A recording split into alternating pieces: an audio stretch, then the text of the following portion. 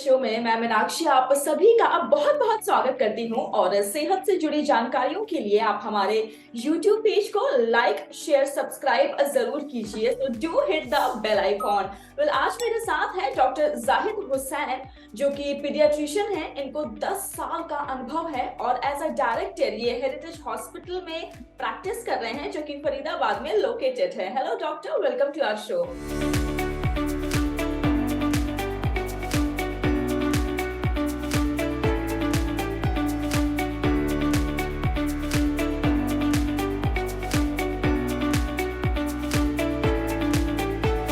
Hello, thank you.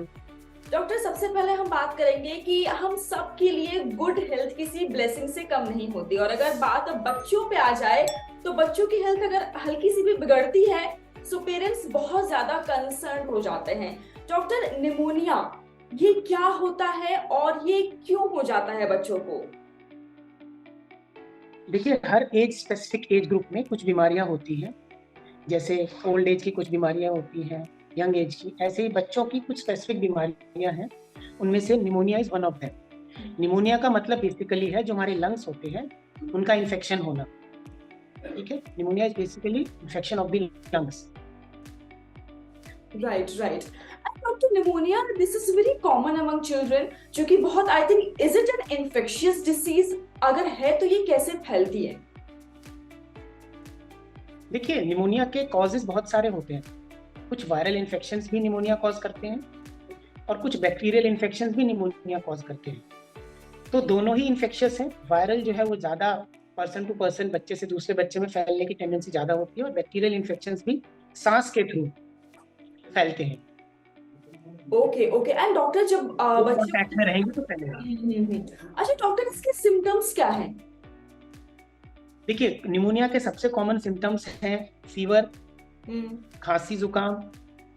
और अगर ये सही सही वक्त पर सही इलाज ना मिले तो पसलियां चलना, सांस तेज तेज लेना। सिंपल भाषा में मैं इसलिए बता रहा हूँ कि कॉमन लैंग्वेज है, नॉर्मली पसली चलना लोग समझते हैं। ठीक है, पसली चलना।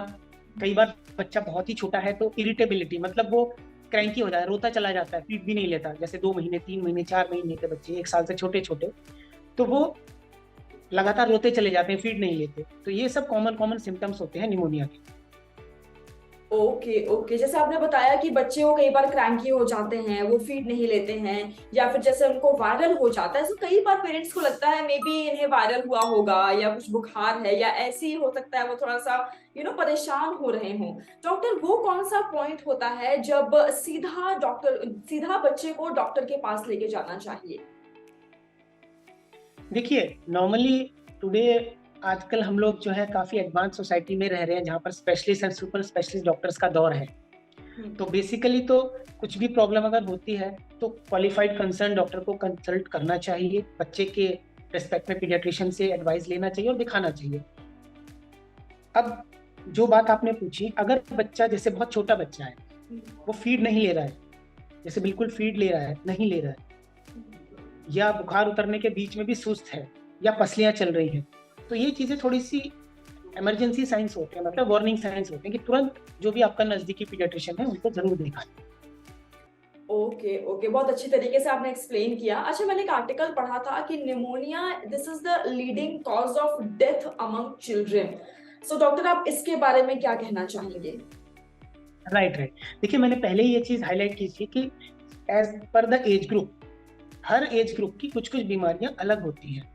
तो उसी के आधार पे साइंटिफिक रिसर्च से मतलब ये डेटा आया है, मतलब कोई नया डेटा नहीं है, this data has been there कि less than 5 years of age group में जो लीडिंग कॉज ऑफ डेथ है वो निमोनिया है।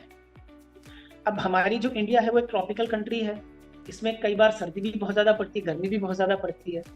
तो दोनों ही सीजन्स में जो है वो निमोनिया होता है।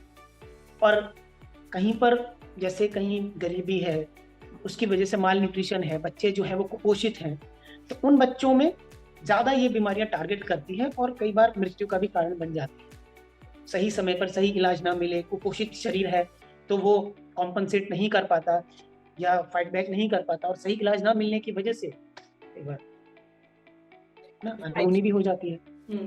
बिल्कुल सही कहा आपने कि सही समय पर सही इलाज करवाना बहुत इंपॉर्टेंट हो जाता है। डॉक्टर, अगर निमोनिया हो गया है तो इसका फिर लाइन ऑफ ट्रीटमेंट कैसे होती है और क्या होती है, बेसिक अगर आप हमें बता पाएं तो। देखिए, मैंने जैसा कि पहले भी बताया, निमोनिया के कारण दोनों ही हो सकते हैं। वायरल इटियोलॉजी भी हो सकती है कि वायरसेस भी कॉज कर सकते हैं, और बैक्टीरियल भी। तो दोनों का ही ट्रीटमेंट अलग अलग है। ये तो जो पीडियाट्रिशियन को जो भी उनको देखेगा, he has to decide and he has to जज कि कॉमन कॉमन कारण क्या हो सकता है। एक थोड़ा सा मिसनॉमर ये है कि ओवर द काउंटर लोग एंटीबायोटिक्स लेना शुरू कर देते हैं। राइट। तो खाली एंटीबायोटिक्स ही उसका इलाज नहीं है। अगर वायरल निमोनिया है तो उसमें एंटीबायोटिक कुछ भी हेल्प नहीं करने वाली, वो अपने आप ही हील होगा। हाँ, उसमें जो सपोर्टिव ट्रीटमेंट है, जैसे कि बच्चे को सांस लेने में दिक्कत है, चेस्ट में कंजेशन है, फीवर है, तो उसके लिए डॉक्टर जो है वो एडवाइस देंगे, सपोर्टिव मेडिकेशन देंगे। हाँ, अगर डॉक्टर को लगता है कि बैक्टीरियल इन्फेक्शन की वजह से निमोनिया है तो डेफिनेटली फर्स्ट अप एंटीबायोटिक्स दी जाएंगी। बट ये सारी चीजें एक्सपर्ट केयर के अंडर होनी चाहिए, क्योंकि आजकल ओवर द काउंटर एंटीबायोटिक का रैम्पेंट मिसयूज की वजह से रेजिस्टेंस का जो इंसिडेंस है वो बहुत बढ़ते जा रहा है। और ये रेजिस्टेंस भी कई बार मौत का कारण बनता है कि जो दवाइयां हैं, नॉर्मली जब पेशेंट हॉस्पिटल आया वो दवाइयां उस पर काम ही नहीं कर रही। ठीक है, तो बेसिकली जो ट्रीटमेंट है वो एक एक्सपर्ट पीडियाट्रिशियन जो भी है, जहां पर भी जो अवेलेबल है, वो उसको डिसाइड करते हैं क्या उसमें दिया जाना चाहिए। बेसिकली घर पे हम जो कर सकते हैं वो हाइड्रेशन को मेंटेन करना, बच्चे के अंदर शरीर में पानी की कमी नहीं होनी चाहिए, फीवर की मेडिसिन देना, फीवर आ रहा है तो फीवर की मेडिसिन देना, और जो वार्निंग साइंस हमने बताया वो उसमें से कुछ भी है तो तुरंत अपने पीडियाट्रिशियन को कंसल्ट करना। Right, thank you so very much doctor, बहुत अच्छा लगा आपसे बात करके। एंड थैंक यू कि आपने अपने बिजी शेड्यूल से जी मनी के लिए थोड़ा सा वक्त निकाला, और हमारी हेल्थ पूरी टीम आपको थैंक यू कहना चाहती है। धन्यवाद।